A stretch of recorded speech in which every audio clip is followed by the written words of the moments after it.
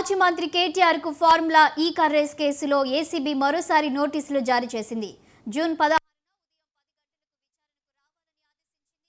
గతంలోని కేటీఆర్ కు ఏసీబీ నోటీసులు పంపగా విదేశీ పర్యటన నేపథ్యంలో హాజరు కాలేనని అధికారులు ఆయన సమాచారం అందించారు.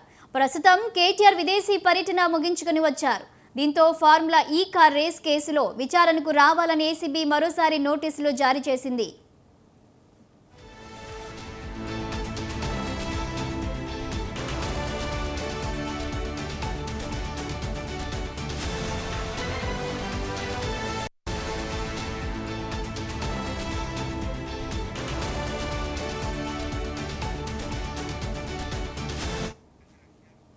గత బీఆర్ఎస్ ప్రభుత్వం హైదరాబాద్ లో ఫార్ములా ఈ కార్ రేసింగ్ నిర్వహించింది.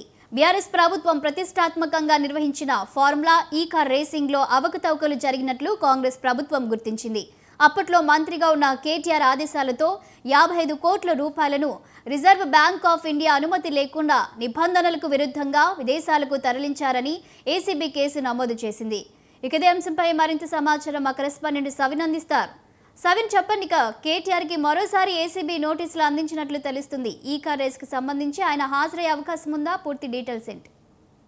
బీఆర్ఎస్ వర్కింగ్ ప్రెసిడెంట్ కేటీఆర్ కు ఏసీబీ నోటీసులు జారీ చేసింది. ఫార్ములా ఈ కార్ రేస్ కు సంబంధించి గతంలోనే కేటీఆర్ ఒకసారి ఏసీబీ విచారణకు హాజరయ్యారు. మరోవైపు మే 28వ తేదీన కేటీఆర్ మరోసారి విచారణకు రావాలని నోటీసులు జారీ చేసినప్పటికీ నేను విదేశీ పర్యటనకు వెళ్తున్నాను కాబట్టి సమయం ఇవ్వాలంటూ ఏసీబీని ఆయన కోరడంతో ఏసీబీ అందుకు అంగీకరించింది. దీంతో జూన్ 16వ తేదీన అంటే సోమవారం విచారణకు రావాలంటూ కేటీఆర్ కు మరోసారి ఏసీబీ నోటీసులు జారీ చేసింది. సుమారుగా అంటే జనవరి 9వ తేదీన 2025 జనవరి 9వ తేదీన సుమారు 6:30 గంటల పాటు మొదటిసారిగా కేటీఆర్ ను ఏసీబీ విచారించింది. ఇక ఈ ఏడాది అంటే మే చివరి వారంలో మరోసారి నోటీసులు ఇచ్చి రావాలని కోరినప్పటికీ విదేశీ పర్యటనలో ఉండటంతో కేటీఆర్ హాజరు కాలేకపోయారు.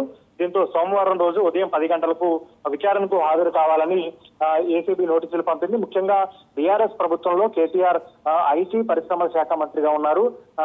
కేటీఆర్ అదేవిధంగా మున్సిపల్ అడ్మినిస్ట్రేషన్ శాఖ మంత్రిగా కూడా వ్యవహరించారు.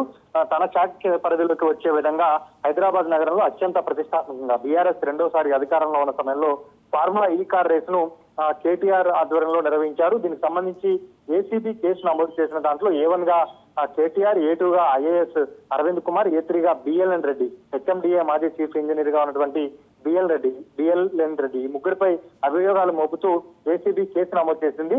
దీనికి ప్రధాన కారణం ప్రభుత్వ సొమ్మును అంటే ప్రభుత్వ డబ్బును హెచ్ఎండిఏ నుంచి దాదాపు 55 కోట్ల రూపాయలను విదేశీ కంపెనీకి ట్రాన్స్ఫర్ చేశారు. విదేశీ మారక ద్రవ్యం కింద అంటే పౌండ్ల రూపంలో యూకే కు ట్రాన్స్ఫర్ చేశారనేది ప్రధాన అభియోగం.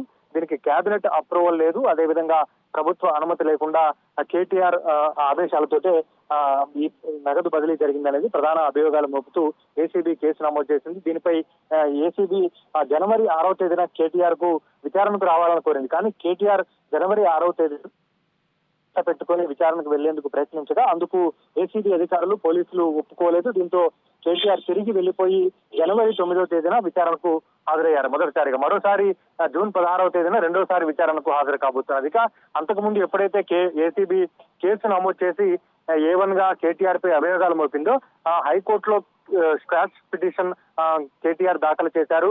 స్క్వాష్ పిటిషన్ కింద ఏసీబీ నమోదు చేసిన కేసును కొట్టివేయాలని కోరారు. కానీ హైకోర్టు కేటీఆర్ దాఖలు చేసిన పిటిషన్ ను కొట్టివేసి కేటీఆర్ కు వ్యతిరేకంగా తీర్పునిచ్చింది. ఇక ఆ తర్వాత కేటీఆర్ సుప్రీంకోర్టును ఆశ్రయించారు. సుప్రీంకోర్టును ఆశ్రయించి ఈ కేసు నుంచి తనను తప్పించే విధంగా చేయాలంటూ కేటీఆర్ సుప్రీంకోర్టులో దాఖలు చేసినప్పటికీ సుప్రీంకోర్టులో కూడా ఆ కేసు కొట్టివేయడం వీలు కాకపోవడంతో కేసు నుంచి విత్డ్రా చేసుకున్నారు. దీంతో జనవరి 9వ తేదీన మొదటిసారిగా విచారణకు హాజరయ్యారు. మరోసారి ఏసీబీ నోటీసులు జారీ చేసింది. ప్రధానంగా ఫార్ములా ఈ కార్ రేస్ అనేది అంతర్జాతీయ సంస్థలతోటి ఒప్పందం కుదుర్చుకొని మేము అత్యంత ప్రతిష్టాత్మకంగా నిర్వహించాము. దీని ద్వారా హైదరాబాద్ బ్రాండ్ ఇమేజ్ పెరిగింది. అదేవిధంగా 700 కోట్ల రూపాయల పెట్టుబడులు వచ్చాయంటూ గతంలో ఒక నివేదిక కూడా తెలిపిందంటూ బీఆర్ఎస్ పార్టీ పదే పదే స్పష్టం చేస్తూ వస్తోంది. ముఖ్యంగా 2000 గ్రీన్ కో అనే సంస్థతోటి హెచ్ఎండిఏ ఈ రెండు పార్ట్నర్స్ గా ఫార్ములా ఈ కార్ రేసు నిర్వహించాయి. గ్రీన్ కో బీఆర్ఎస్ పార్టీకి ఎలక్టోరల్ బాండ్లు ఇచ్చిందనేది గతంలో కాంగ్రెస్ పార్టీ చేసిన ఆరోపణగా మనకు కనపడుతోంది. దీనిపై గతంలో కేటీఆర్ స్పందించారు. గ్రీన్ కో ఎలక్టోరల్ బాండ్లు 2022లో ఫార్ములా ఈ రేస్ జరిగితే ఎలక్టోరల్ బాండ్లు ఇచ్చింది 22లో అయితే ఫార్ములా ఈ కార్ రేస్ జరిగింది 2023లో. గ్రీన్ కో ఎలక్టోరల్ బాండ్లు కాంగ్రెస్ బీజేపీ రెండు పార్టీలకు ఇచ్చింది. రేసు కారణంగా గ్రీన్ కో అనే సంస్థ నష్టపోయి నెక్స్ట్ సీజన్ కు గ్రీన్ కో సంస్థ తప్పుకోవడంతో ఆ ఫార్ములా ఈ కార్ రేసు నిర్వహణ ఉండాలి, ఖచ్చితంగా హైదరాబాద్ బ్రాండ్ ఇమేజ్ పెరగాలనే ఉద్దేశంతో మరోసారి ప్రభుత్వం నుంచి నేరుగా హెచ్ఎండిఏ ఖాతా నుంచి 55 కోట్లు బదిలీ చేశాం. కానీ ఆ 55 కోట్లు ఫారెన్ కంపెనీకి వెళ్లిపోయిన తర్వాత ఆ ఫారెన్ కంపెనీ దగ్గరే ఆ 55 కోట్లు ఉన్నాయి. అందులో ఎట్లాంటి అవినీతి జరగలేదనేది కేటీఆర్ చెప్తున్న వాదన. Thank you సవిన్.